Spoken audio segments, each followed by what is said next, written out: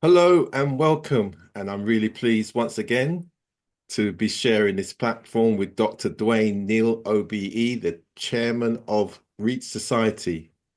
Dwain, how are you today?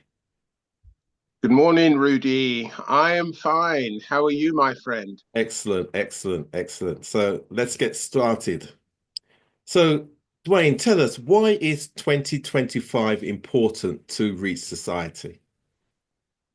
Um, that's a really good first question because most people who are aware of Reach Society will know we were founded in 2010.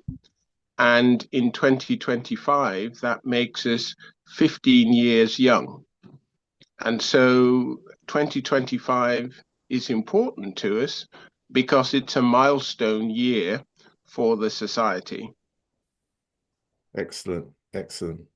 And what will the society be doing to mark this milestone year? Um, when the team discussed it just before the end of last year, we knew we had to do something a little different.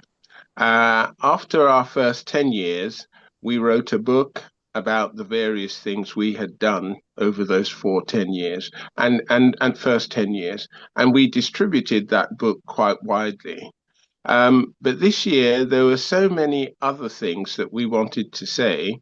We actually have our own social calendar, which has got somewhere in the region of 9 different things that we will be doing. And in no particular order, we've approached two national newspapers, The Voice and The Gleaner, to run supplements about the organization. The first one will come out in March and the second one in July.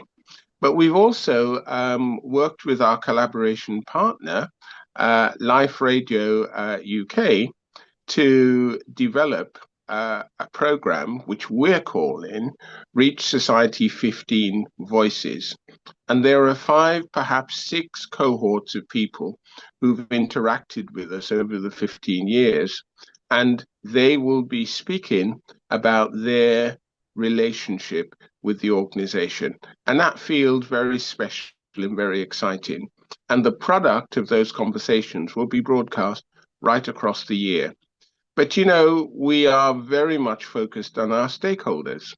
So we have got two receptions in our milestone calendar, one in April and the other one in July, for our stakeholders and supporters to basically meet with us of an evening and over 3 to 4 hours, break bread, talk to each other, and enjoy the fact that we've been on this journey, most of them from the beginning. So they are just some of the things that we've got in our calendar. And I must mention this as well. Our networking program, where we have 10 networking conversations, all of those themed conversations at the end of each month will actually be part of the celebration. So we will be using the branding that we've developed and rolled out. The branding is Reach Society 15 to introduce the idea of this being part of our celebration. So my good friend, Professor Donald Palmer, who's a co-director of Reach Society, will be facilitating those sessions. So you can see we've got quite a number of different things that we'll be doing to mark this special year. Excellent. And it's a great holistic approach. And well, very well done, as always. So, how would you describe the achievements or impacts of Reach Society overall? I think if we were honest with ourselves, we would say we are surprised by the depth and width of the impact we've had. And that is something I can touch on in more detail, if you will. But let me just give a flavor of the impact. Um, when we look at all the numbers since we've been designing and rolling out inspirational events, there are more than 50,000 young people that we've impacted. And it's not just in London. there are 6 cities, 6 urban areas where we have engaged with young people. When you look at the supporters who've helped us, and these are community supporters, these are volunteers, we count more than 250 of them. And they are not just one off volunteers. Many of them have come back year after year because they get what we're doing. They can see that they're contributing to inspiring our young people. And those are just some of the high level indicators of the impact that we've been having. Excellent. And that kind of neatly brings me on to the next question, because in the society's list of 10 metrics, which we will go through a bit later on, why does zero government grant matter to Reach Society? That's a really interesting question, Rudy. And for folks who've had contact with the society, they will not be surprised by what I'm about to say. Um, when we were designing Reach Society, the early part of 2010, we were very clear about a number of things.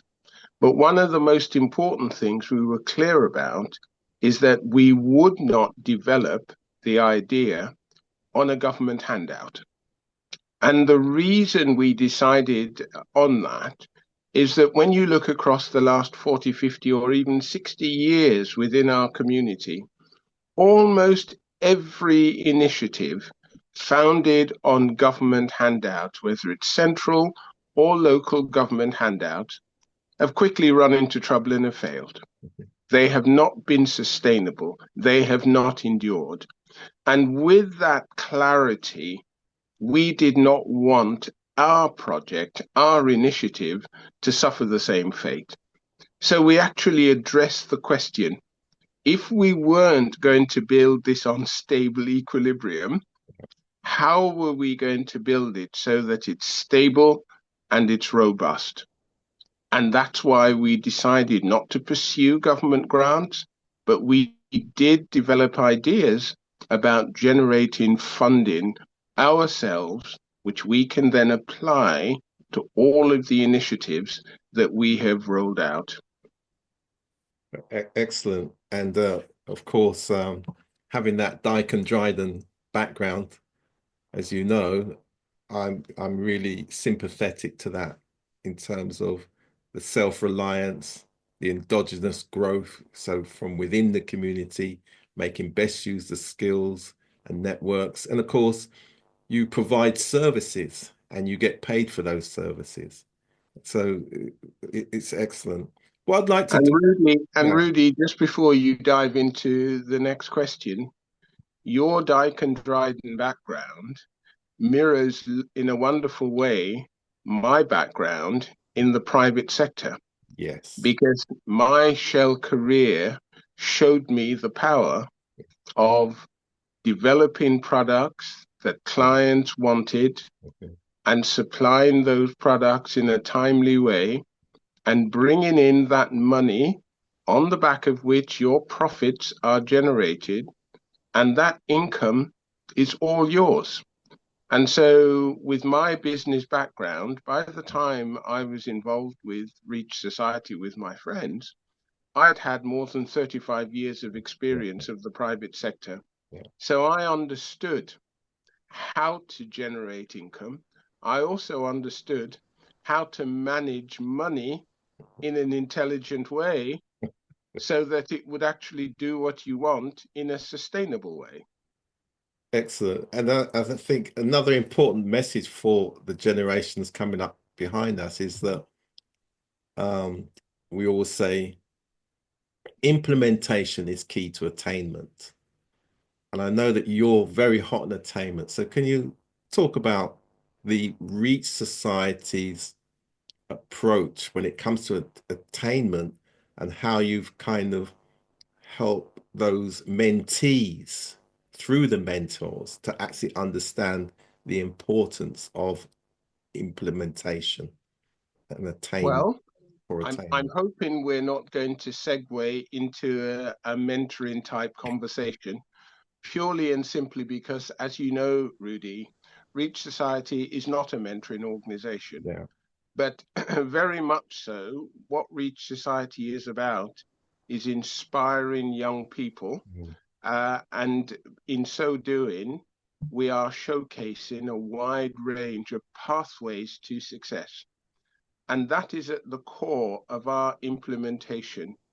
Everything we develop and roll out must be based on showcasing pathways to success. Because if our young people can see a variety of pathways to success, it gives them valuable information for them to make decisions about which way to go. And with that, our implementation is built around getting that messaging out there. And so, whether it's the annual careers conference in London or the many, many employability days across the country, or even the careers days in the top end of primary education, they are all there to demonstrate pathways to success. And the young people who pick up on that consistent message is in a much better place. And we know that because the mums and dads say to us after our events, I have a different child. He or she now understands why school matters. I have a different child. He or she now understands why getting a degree matters. I have a different child. He or she now understands why French is actually an advantage if I'm going to work for a firm that's actually got a French background. And so we believe that through pathways to success, we inspire the many and they can then go on to make smart decisions about their futures. Absolutely. And of course, whilst Reach may not be an organization in terms of mentoring, but it's the message through the mentors that I think also has really been important, and You're right. the You're right, impact on our young Rudy. people. Yeah. You're absolutely right because every young person who meets with a black member of the community, male or female, who's achieved, it's a haha moment. Mhm. And I give you two small stories which speak directly to that. The teenage boy at one of our London careers conferences was overheard saying to his mother, I thought professors were as rare as unicorns, but today I met four of them, and Exactly. all four are from my community. Yeah. And we thought that was the end of the story. But then he goes on to say, I think I'd like to be a professor. Great. Now, Yeah. that for me says we had done the job where that young person was concerned. Or the young lady who came, she was 15, 16, preparing for her GCSEs, but she knew she wanted to become an engineer. And her concern was that parents were saying, girls aren't engineers. Schools were saying, girls aren't engineers. And she came and she said, I want to be an engineer. What would you say to me? We introduced her to four engineers, and they all basically said the same thing. If that's your passion, Mhm. go for it. The end of that story came about 4 years, 5 years later. She contacted, I think it was Donald, she contacted to say she'd been to Leeds University, she's got her engineering degree, and she was about to take up her job as an engineer. And she was as happy can be. So, pathways to success, you know, works. Absolutely. So, Dwayne, I'd like to just take you through some of the metrics from your last 15 years. And the Okay. reason being, I think it's important to highlight to our community and beyond the importance of, having these types of measures. So the first one is 50,000 young people impacted. Give us a few Uh, words. Yeah, I'm happy to talk about that. Look, if you're business minded, you measure everything you do to ensure that you're getting the designed value. So, what we did from the very first, every interaction we had with young people, be they in community groups, schools, colleges, universities, or the general community through our big open events, we counted the number of attendees.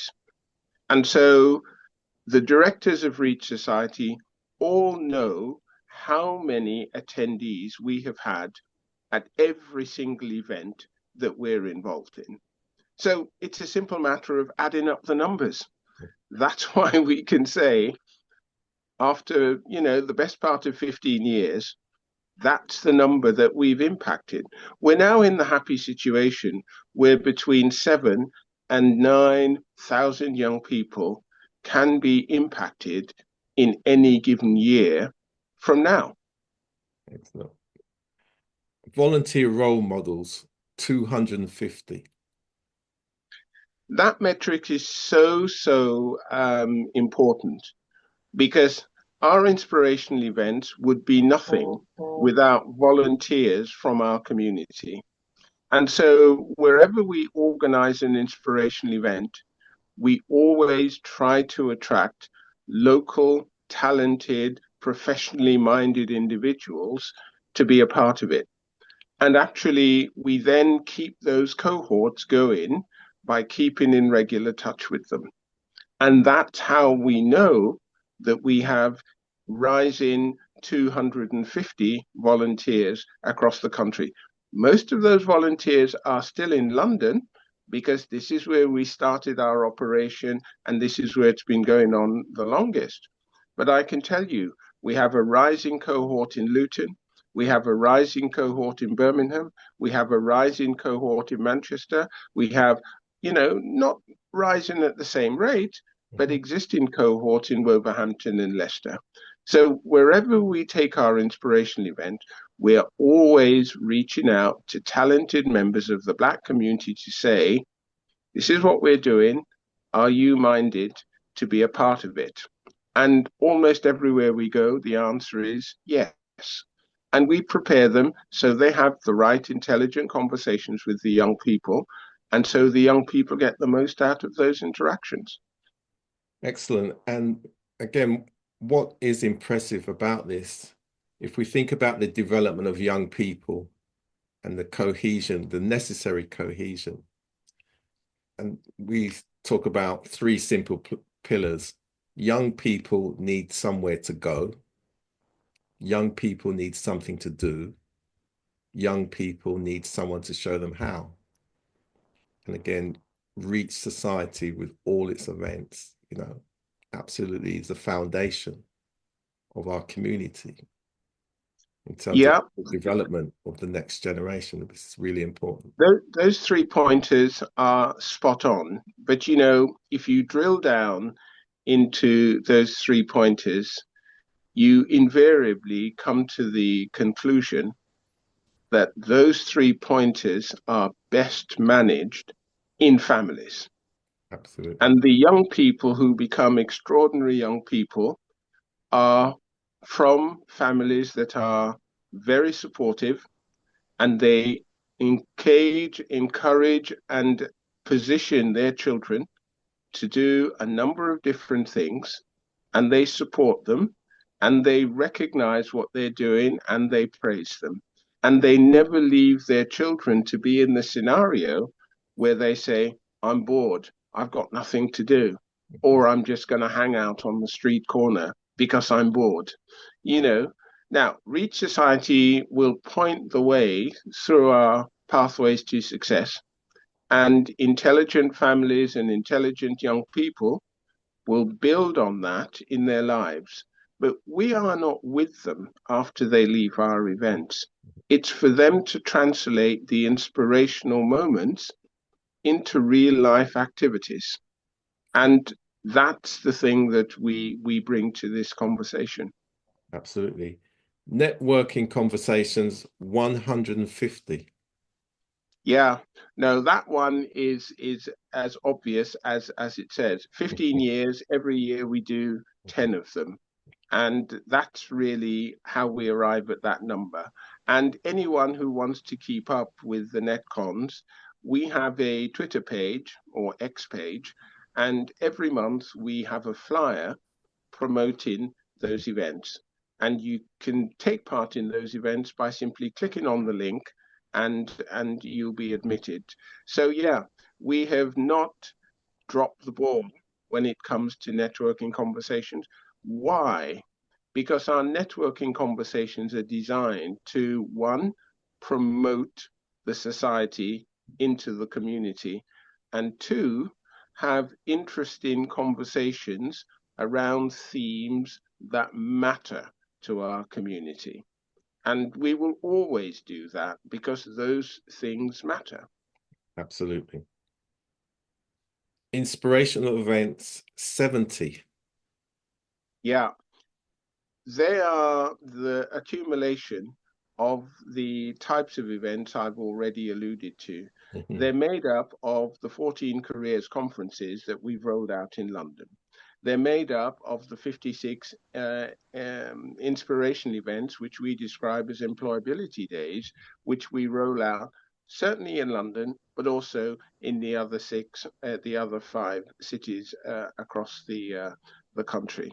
So that is our USP. Reach Society is all about designing and rolling out large inspirational events for young people. I would say from the age of 9 right the way through to 24. Excellent. Careers conferences 14. Yeah, well, I've already alluded to that. Mhm. From the very first, when we decided we had to do something to attract more young people, and that decision was taken in 2011. We have rolled out a careers conference, which has gone from strength to strength. Mhm. But there is a nice backstory to the careers conference. We had the idea of the careers conference in 2010, but we didn't have a venue where we could test it and to prove the concept. And I will say now, because without them, we would never have been able to test it. The Royal Navy, when they saw what we wanted to do, gave us access to HMS President, the building, Mhm. in London, near the City of London. And that was where we proved the concept. So that was the first bit of good luck. The next bit of good luck around the careers conference was the first one was observed by Lloyds Bank. Mhm. And there was a senior executive from Lloyds Bank who encouraged us to take part in the 2012 uh, competition they were running as part of the promotion of the Olympic Games. Mhm. Long story short, we won one of the London Borough Mhm. competition, Okay. and that brought in £5,000 Mhm. to the society. And rather than chucking it down the toilet, we decided to use the best part of 5 grand to put on our second event, but this time on the Strand. And by doing that, we were able to attract income from the exhibitors, and we were able to start building a kitty which would allow us to put on more events in future years. So those two strokes of luck, the Royal Navy helping us to prove our concept, and Lloyds Bank helping us to actually attract more exhibitors at a more central venue, gave us what we needed to continue doing what we always wanted to do. So, yeah, Mhm. those events are important to us because we got help to kick them off, but we also maintained a certain approach so that we would always be able to offer them. Okay. And 12 community partners. Ah, that is the unseen part of our success. Reach Society's motto is building connections. Most people will see it on our website. It's immediately written below the name of the organization, but most people won't think what it means. Actually, it's another one of our not so hidden USPs. We recognize this fact about our community. There are somewhere in the region of 800,000 Black young people between the ages of 5 and 19. 800,000, not 80,000, not 800, not 8, 800,000. So we knew from the beginning that Reach Society alone could not impact 800,000. Our solution: work with others who are wanting to impact Black young people and get the synergy. Mm-hmm. That's why we have 12 collaborations. And I simply name two. Brunel University worked with us and Grace Foods to offer 3 scholarships, full scholarships, to 3 Black young men who got their degrees out of that university and are now doing very well. That was one of our earliest collaboration, university and Grace Foods. But the other collaboration I would mention is with Durham University. 2018, the Deputy Vice Chancellor asked us to help them in order to attract more British-born Black young people to study at that university. We piloted what we said to them in 2018 with 20 young people, year 12s. Last year, they offered to 250 young people places at what is now known as the STEP program, which stands for Space to Explore Potential. For 2025, the number of places they wish to offer has gone up. And so we're rather proud of that, because it means the 5th oldest university in the country is working in collaboration with Reach Society to offer more opportunities at higher education level to our talented young people. We will always collaborate. And Rudy, let's call it as it is. You, as MCW, have been collaborating with Reach Society now 4 years. Yeah. Yeah. And we're proud of that, because that's how we reach more people in our community. Yeah, absolutely. And you know my saying, the means of communication may be different, but the needs are the same. Absolutely right. And you also have 6 urban centers visited. Yeah, I won't say much more about that, because I think I've alluded to that already. We have an ambition to try and be in the top 10 urban centers across the country. Yeah. Why? Urban centers are the places where most Black community can be found. And once we've hit that top 10, we will feel a real sense of achievement, because, you know, the 95% of the Black community can be found in those urban centers. We've done 6 already. We've got another 4 to go. But, you know, we have hit the big 6. Yeah. Top of that tree, it's London, Manchester and Birmingham, you know, jointly there. Luton. We've got a bit of a presence in Wolverhampton and so forth. And we will continue to look at large urban centers as we go. At the moment, I'm looking at Bristol, and I'm also looking at Cardiff, because we've got people who've said to us, when are you going to bring your inspirational events to our city? And we're talking. Excellent. Right. And finally, you've won many accolades, but, you know, so which particular awards that really touched you in terms of that national recognition? Oh, that's an easy one, Rudy, because the Queen's Award for Voluntary Service that we won in 2017 is still very, very dear to us. And it was something that came our way almost by accident. You know, the society was approached by a deputy lieutenant in London, and my reaction was, please don't waste our time, because we're busy. But it was a genuine approach to invite us to have a conversation with the Lord Lieutenant.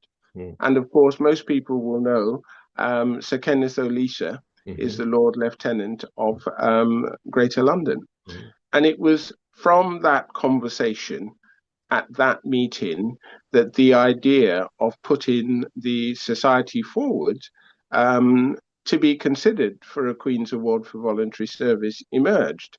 And of course, most people who follow these things will know a QAVS is the equivalent of having an MBE for volunteering.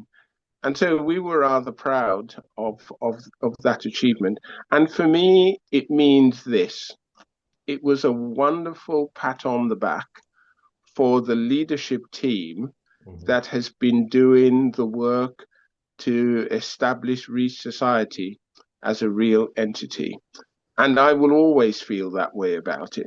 You know, it's a collective thing because the QAVS is not for an individual, it's for an organization.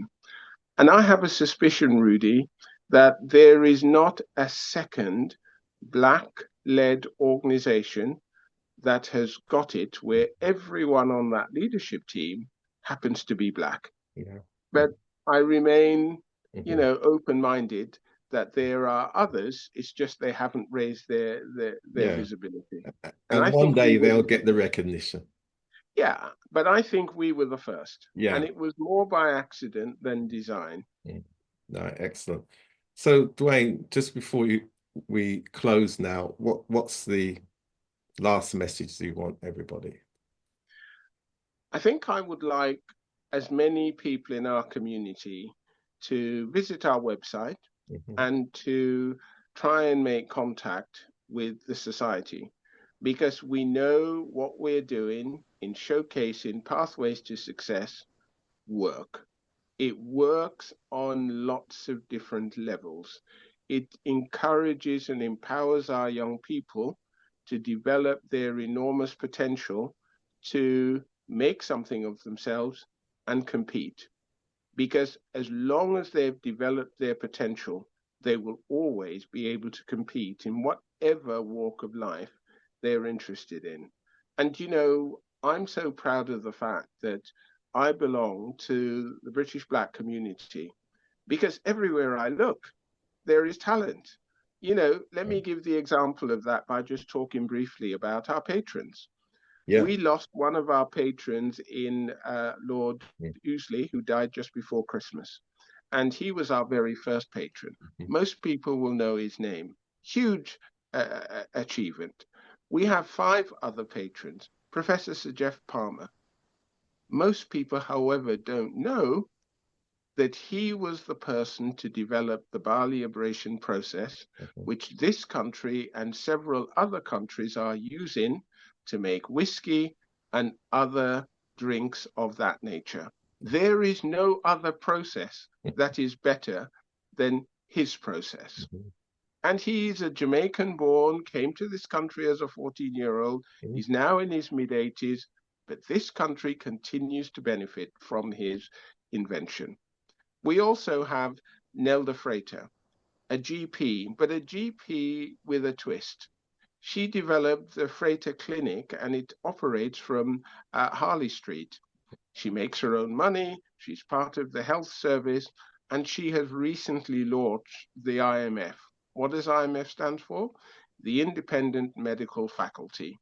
This is where she is providing a wide range of opportunities for not only existing medical professionals, but young people who want to get into that sector. Absolutely extraordinary. Mm-hmm. One of our patrons, we're delighted to have her. Marva Rollins, OBE. Yeah. Marva, to me, will always be a superhead at Mm-hmm. the primary school level. Yeah. And when I met Marva several years ago, I knew I wanted her to be one of my patrons, but Marva was incredibly busy. The moment she retired, I popped the question, would you like to be one of our patrons? And that's why she's with us now, a super educator. And we have 2 other people, a former economist at Lloyd's Bank, and he now runs his own management consultancy. Trevor Williams is part of that USP that we will always want to be associated with. And the last person is simply extraordinary. John Budwagre is a Ghanaian, but he's an absolutely rich Ghanaian who, when he was introduced to us by one of our management team member, after 2 hours of conversation, he simply said, Dwain, how can we help? Mhm. And John has been with us every step of the way. So I just use those Mhm. 5/6, if you include Herman, Mhm. of people, all from our community, all extraordinary, and they're not alone. Yeah, yeah. And my last message is Professor Kevin Fenton, CBE. Mhm. Professor Kevin Fenton has agreed to come to our careers conference this year, 8th of April, and he's given up half a day of his time Mhm. to talk to any young person who is looking at the health sector, and he's going to be our key speaker on our panel of experts. If you want to hear from one of our absolute giants Mhm. in the health sector, please sign up and show up. Excellent. And just to remind everybody of the website address. Yeah, it's reachsociety.com. In old money, www.reachsociety.com. And on our homepage, you will see a flyer all about the Careers Conference. Click on it, register. We will see you on the 8th of April, which is the Tuesday in the first week of the Easter break. So thank you very much, Dr. Dwain Neal, OBE, Chairman of Reach Society. Thank you very Rudy, much. it was a pleasure talking with you. And in our milestone year, this is a wonderful opportunity to share with the community the many things we've done and will continue to do. This is not the end of the road. Thank Thanks, you. my friend. Good day. All right. Take care.